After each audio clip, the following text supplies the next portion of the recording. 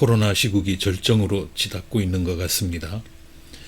지난 여름 확진자 수가 하루에 100명쯤 넘어섰을 때 큰일 났다고, 이거 어떻게 해야 하느냐고 걱정을 많이 했었죠. 그렇지만 그때가 정말 좋은 시절이었습니다. 지금 우리는 코로나 전쟁에서 최고조의 위기를 맞이하고 있습니다.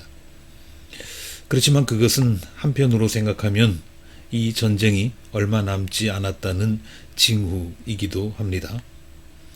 성탄절을 앞둔 때여서 마음이 가볍지만은 않은 것도 사실입니다만은, 우리 하나님께서는 이런 시련을 통해서도 우리 모두에게 복을 주실 것입니다.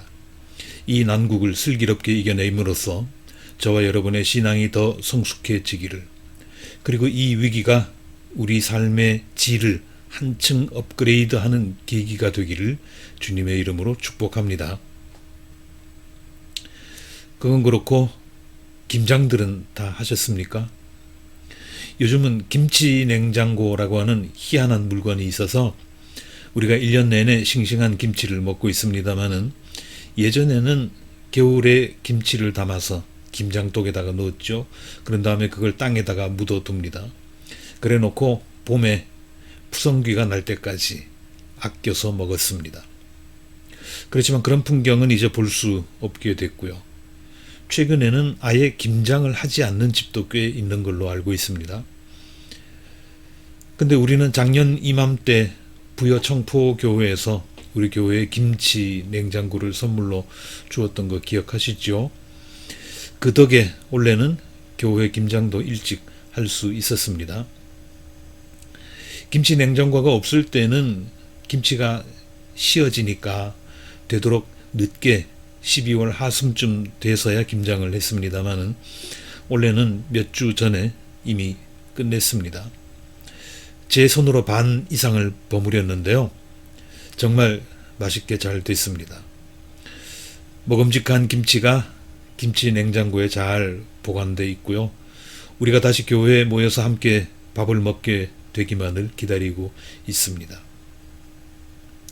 원래는 배추의 양을 조금 줄였습니다. 그랬더니 양념이 여유가 생겼어요. 그래서 왜 우리가 책을 읽을 때 한 장 한 장 넘겨가면서 꼼꼼하게 읽잖아요. 그렇게 하는 것처럼 배춧잎도 한 장 한 장 넘겨가면서 양념을 잘 발랐습니다. 맛이 정말 제가 먹어봐도 좋습니다. 기대하셔도 좋습니다. 김장 양념 만들 때 김치의 독특한 맛을 내주는 게 고춧가루잖아요. 그런데 이 고춧가루를 우리가 마음껏 먹게 된 거는 사실 그렇게 오래되지 않았습니다. 조선시대 때인데요. 조선에 고추가 들어온 게 16세기 말 17세기 소 그쯤입니다. 그리고 그게 대중화된 거는 훨씬 뒤의 일이고요. 이렇게 엄청 귀한 물건이었습니다. 조선 왕조실록에 보면 어떤 고관이 상소문을 올린 게 있는데요. 그 내용이 뭐냐 하면 이런 거였습니다. 전하의 신하 아무개가 배추로 김치를 담으면서 거기다가 고춧가루를 넣어 싸웁니다. 전하를 섬기는 관리가 이렇게 사치를 하다니 천부당 만부당한 일이옵니다. 이런 내용이었습니다. 요즘은 우리가 김치 담을 때 고춧가루 듬뿍듬뿍 넣죠. 건강을 생각해서 조금 덜 넣기도 합니다만, 이게 보통 사치가 아닌 거예요. 옛날 같으면 공직자라면 탄핵당할 일입니다. 세상이 이렇게 좋아졌습니다. 임금이나 맛보던 그 귀한 고춧가루를 아무렇지도 않게 우리가 다 먹을 수 있잖아요. 이런 게 우리나라 일만은 아니고요. 옛날에 유럽에서도 그랬습니다. 그 사람들한테는 후추가 귀했는데요. 후추를 음식에다가 뿌려 먹는 거, 이거 금가루를 음식에 뿌리는 것과 같다 그랬습니다. 실제로 후춧가루가 금가루만큼 비싸기도 했고요. 유럽 사람들이 한때 식민지 만들려고 서로 경쟁을 했잖아요. 그렇게 길을 썼던 것도 후추를 얻기 위해서다, 그런 얘기까지 있습니다. 어쨌든 그렇지만 그렇게 귀한 금값만큼이나 비싸던 후춧가루, 지금은 어떻습니까? 누구든지 먹을 수 있죠. 예수님의 어머니 마리아가 예수님을 낳기 전에 이런 기도를 했습니다. 누가복음서 1장 51절부터 53절까지 말씀인데요. 제가 한번 읽어보겠습니다. 그는 그 팔로 권능을 행하시고 마음이 교만한 사람들을 흩으셨으니 제왕들을 왕좌에서 끌어내리시고 비천한 사람을 높이셨습니다. 줄인 사람들을 좋은 것으로 배부르게 하시고 부한 사람들을 빈손으로 떠나 보내셨습니다.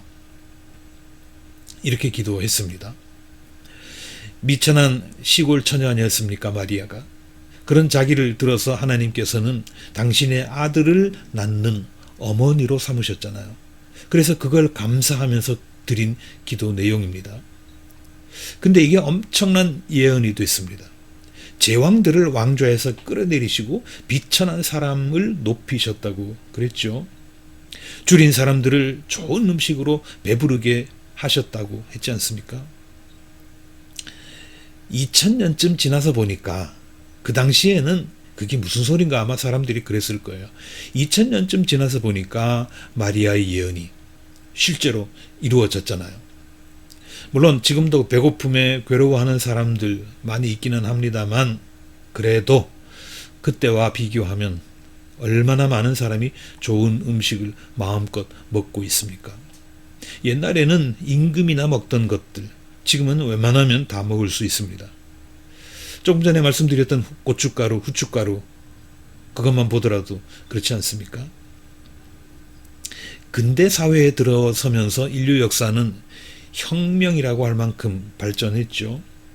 그걸 한마디로 요약하면 극소수가 누리던 사치품들이 대중의 필수품으로 자리 잡아가게 됐다. 그 얘기예요. 옛날에는 임금이나 귀족 아주 높은 사람들만 사용하던 사치품들 그게 이제는 대중화가 됐다는 겁니다. 여러분 음악 많이 들으시죠? 지금은 모차르트의 음악 아무나 마음만 먹으면 들을 수 있죠. 근데 그것도 원래 그랬던 건 아니에요. 귀족 계급만 누리던 고급 콘텐츠였습니다. 그리고 우리나라로 치면 조선시대 황진이 노래 그거 아무나 들을 수 있었습니까? 어림도 없는 소리죠. 그렇지만 지금은 어떻습니까? 양질의 국악 콘텐츠 황진이 뺨치는 그런 노래 연주 그런 콘텐츠들 널려 있지 않습니까? 웬만한 사람은 옛날 귀족급이 누리던 그런 고급 문화의 특권을 이제는 웬만하면 다 누리고 있습니다. 우리나라 스마트폰 보급률이 95%인데요. 단연 세계 1위입니다. 첨단 선진국이라고 자부하는 일본도 66%밖에 안 됩니다. 스마트폰이라는 게 뭡니까? 주머니 속의 극장이잖아요. 손바닥 안에 있는 컴퓨터지 않습니까? 이런 시대, 이런 나라에 우리가 살고 있습니다. 옛날 임금보다 훨씬 더 고급스러운 문화를 누리고 있다는 거예요. 저나 여러분이나 얼마나 높은 사람이 되어 있는지 모릅니다. 비천한 사람을 높이신다는 하나님의 말씀 그대로 이루어졌잖아요. 이런 걸 보면 하나님은 결코 빈말을 내뱉으시는 분이 아니다. 확실히 알 수 있지 않습니까? 구약성경 사무엘기상에 보면 한나라는 여자가 이런 기도를 합니다. 2장 6절부터 8절까지 말씀인데요. 사무엘의 어머니죠. 그 기도 가운데 일부분이 이렇습니다. 주님은 사람을 죽이기도 하시고 살리기도 하시며 서울로 내려가기도 하시고 거기에서 다시 돌아오게도 하신다. 주님은 사람을 가난하기도 하시고 부유하기도 하시고 낮추기도 하시고 높이기도 하신다. 가난한 사람을 티끌에서 일으키시며 궁핍한 사람을 거름더미에서 들어 올리셔서 귀한 이들과 한자리에 앉게 하시며 영광스러운 자리를 차지하게 하신다. 이 기도도 참 엄청난 내용을 담고 있는 기도입니다. 그랬잖아요. 주님은 사람을 살리기도 하시고 죽이기도 하시는 분. 이건 다 동의하시죠? 사람의 목숨까지 좌우하시는 분이 하나님이신데 그런 하나님이 다른 건 못하시겠습니까? 그 뒤에 그랬죠. 주님은 사람을 가난하기도 하시고 부유하기도 하신다고 했습니다.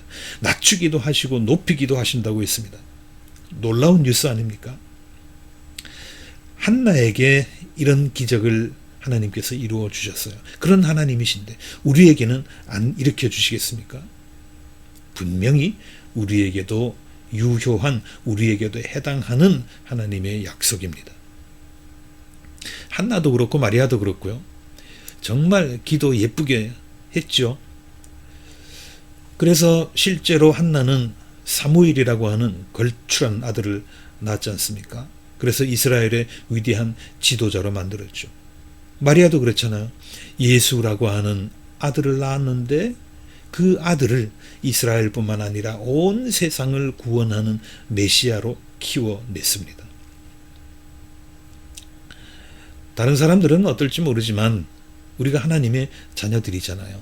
예수님의 제자들이잖아요.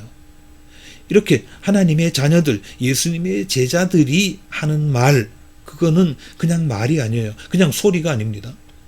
하나님을 믿는 사람들의 말은, 하나님의 자녀들의 말은 그냥 소리가 아니라 현실입니다. 근데 우리가 말을 함부로 하는 일이 많죠. 예를 하나 들어봅시다. 어느 날 여러분 가운데 한 사람이 짬뽕이 먹고 싶어서 중국집에 들어갔습니다. 근데 짬뽕을 먹어야지 속으로 그렇게 생각은 하면서도 점원한테는 이렇게 말을 합니다. 짜장면 주세요. 그러면 점원은 뭘 가져옵니까? 당연히 짜장면을 가져다 주겠죠. 앞에 놓인 짜장면을 보면서 이런 생각을 하는 사람이 있습니다. 아, 참 짜장면이네. 사실 나 짬뽕 먹고 싶었는데 난 이렇게 되는 일이 없을까? 일이 왜 이렇게 안 풀릴까?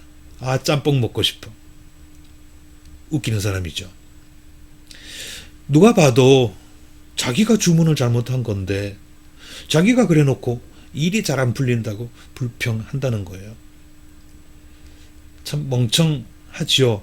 그런데 그 멍청한 일을 우리가 하고 있다는 게 문제입니다. 그럼 어떻게 해야 됩니까? 간단하잖아요. 짬뽕 주세요 하면 됩니다. 우리가 입으로 내뱉는 모든 말은요, 식당에서 점원한테 주문하는 것과 똑같습니다. 이게 무슨 얘기냐면 우리가 내뱉는 모든 말은 하나님께 보내는 주문이에요. 그래서 하나님은 우리가 주문하는 그대로 이루어주고 싶어 하십니다. 뭐 때로는 사람들의 요구가 충돌해서 A가 요구하는 거하고 B가 요구하는 거하고 이게 안 맞아가지고 조정해야 할 때도 있기는 하지만 기본적으로는 하나님은 주문한 대로 우리에게 주십니다. 여기 주의해야 할 게 하나가 있습니다. 그게 뭐냐면 우리가 말을 하면 좋은 일이 이루어진다 하잖아요. 말로 인해서 좋은 일이 이루어지는 것처럼 안 좋은 일도요, 안 좋은 일까지 말 때문에 이루어진다는 거예요. 좋은 말을 하면 좋은 일이 일어납니다. 나쁜 말을 하면 나쁜 일이 일어납니다. 나는 즐거워, 나는 행복해, 감사합니다. 이렇게 말하는 사람들 틀림없이 즐거워집니다. 행복해집니다. 감사할 일이 날마다 쏟아집니다. 그렇지만 나는 왜 이렇게 되는 일이 없을까? 참 재수없네. 기분 나빠. 이런 말을 입에 달고 사는 사람 어떻게 됩니까? 틀림없이 운 없는 사람이 됩니다. 재수 없는 사람이 돼버리고 마는 거예요. 그래서 우리가 무심코 하는 말도요, 항상 주의해야 하는 겁니다. 짜장면 먹고 싶으면 짜장면 주세요 그러면 되는데 괜히 쓸데없이 짬뽕 얘기, 탕수육 얘기 꺼내는 거예요. 뭐 짬뽕 탕수육이면 그나마 괜찮겠습니다만은 쓸데없는 얘기 꺼내가지고 우리가 받아야 할 거 못 받는 일이 참 많습니다. 오늘이 벌써 대림절 셋째 주일입니다. 예수님께서 가까이 오셨습니다. 코앞까지 오셨습니다. 이제 우리 안에 있는 더러운 것들 청소해내야 하는 때입니다. 그리고 그뿐만 아니라 더 고운 말, 더 예쁜 말, 더 긍정적인 말을 입에 담아야 할 때입니다. 아무쪼록 예수님과 더불어 참으로 복된 삶을 누리는 저와 여러분이 되시기를 주님의 이름으로 기원합니다.